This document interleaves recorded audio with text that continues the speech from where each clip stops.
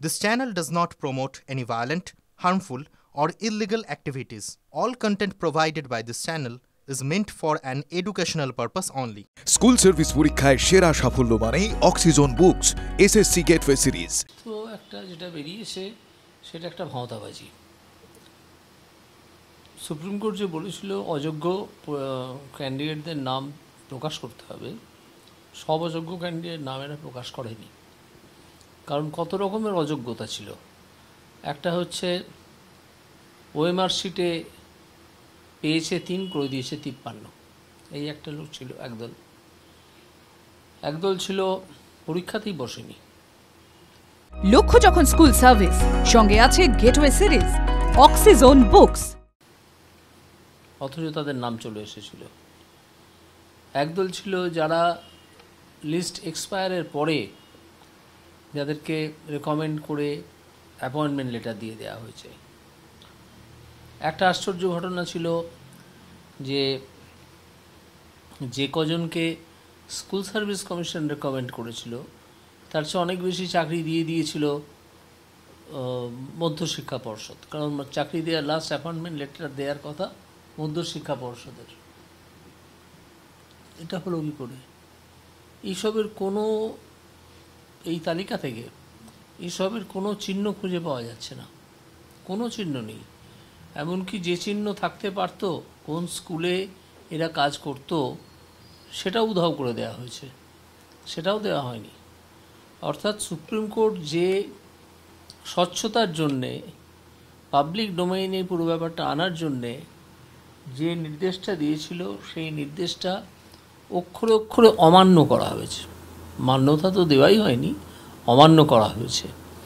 একটা লিস্ট তৈরি করে বলা হচ্ছে এই লিস্টটা একসময় ছিল ওয়েবসাইটে, সেটা সুপ্রিম কোর্ট সরিয়ে নিতে বলেছিল। কোনো একজন মহাপুরুষ জজ কলকাতা হাইকোর্ট থেকে সুপ্রিম কোর্টে গিয়েছিলেন, সেই মহাপুরুষ সরিয়ে নিতে বলেছিলেন, সেই জন্য সরিয়ে নেওয়া হয়েছিল, এটা আবার তুলে দেওয়া হয়েছে। এইসব তো কথা না, কথা হচ্ছে সুপ্রিম কোর্ট বলেছে যে তুমি প্রেজেন্ট যে অর্ডার, তুমি অযোগ্যদের নামগুলো প্রকাশ করো। কোথায় এত ধরনের অযোগ্য আছে? এরা কোন ধরনের অযোগ্য সেসব তো কোনো ইন্ডিকেশন পাওয়া যাচ্ছে না। উল্টে আমি আজ সকাল পর্যন্ত যা খবর পেয়েছি, আজ দুপুর পর্যন্ত, তাতে এরকম অনেক নাম খুঁজে পাওয়া যাচ্ছে যারা অযোগ্য, কিন্তু এই তালিকায় তাদের নাম আসেনি। স্কুল সার্ভিস কমিশন আর রাজ্য সরকার কত রকমের ভাঁওতাবাজি চালাবে। এবার সুপ্রিম কোর্টকে ভাঁওতা দিচ্ছে। সুপ্রিম কোর্ট এত বোকা নয়, এই ভাঁওতা নিশ্চয়ই ধরে ফেলবে। অন্য পক্ষের আইনজীবীরাও আছেন, তারাও ধরিয়ে দেবেন। ফলে এই তালিকার ওপর কোনো রকমভাবে নির্ভর করা যাচ্ছে না। তালিকাটা আপনার মতে আরও দীর্ঘ হওয়ার কথা? অনেক দীর্ঘ, অনেকে 1800 জনের তালিকা হওয়া উচিত নাকি? তালিকা তো হবে অন্তত 5,000 জনের। 5,000, 6,000, 5,000 থেকে 6,000 জনের তালিকা হবে। 1804। সুপ্রিম কোর্টের আরেকটা যে নির্দেশ ছিল, যারা অযোগ্য প্রার্থী, যাদের বলে দেওয়া হয়েছিল একদম, তারা কোনো মতেই এই যে 7 তারিখ বা 14 তারিখ পরীক্ষাটা হবে সেখানে বসতে পারবেন না। কিন্তু দেখা যাচ্ছে তালিকার 74%ই নতুনভাবে আবার অ্যাপ্লাই করেছিলেন এই পরীক্ষায় বসার জন্য। সেটাই কারা বা সম্মতি দিল।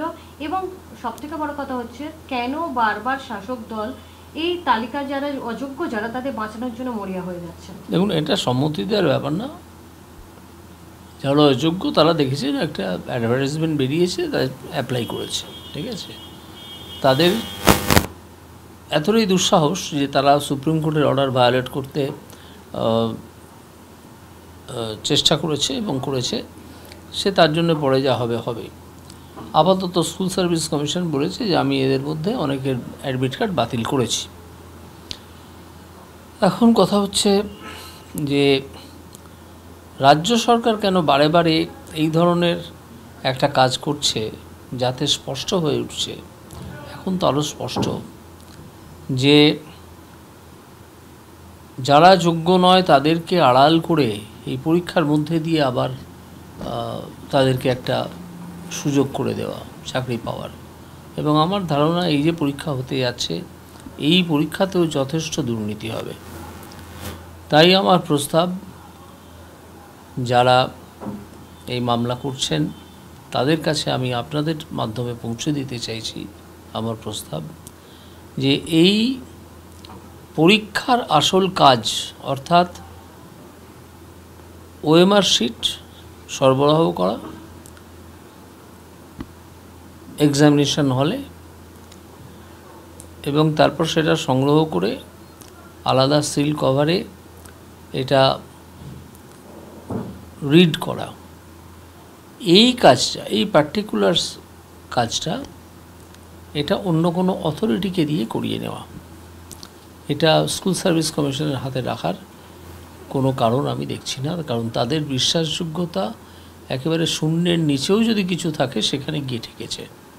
সুতরাং স্কুল সার্ভিস কমিশন এই কাজ করার যোগ্যতা, দায়িত্ব, সব দায়িত্ব তো আর থাকার কথাই না, যোগ্যতাও হারিয়েছে।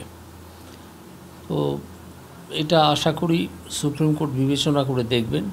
যদি সুপ্রিম কোর্টের কাছে আমার এই বক্তব্য আইনজীবীরা তুলে ধরেন যে এই পার্টিকুলার কাজটা স্কুল সার্ভিস কমিশনের হাত থেকে নিয়ে নেওয়া উচিত।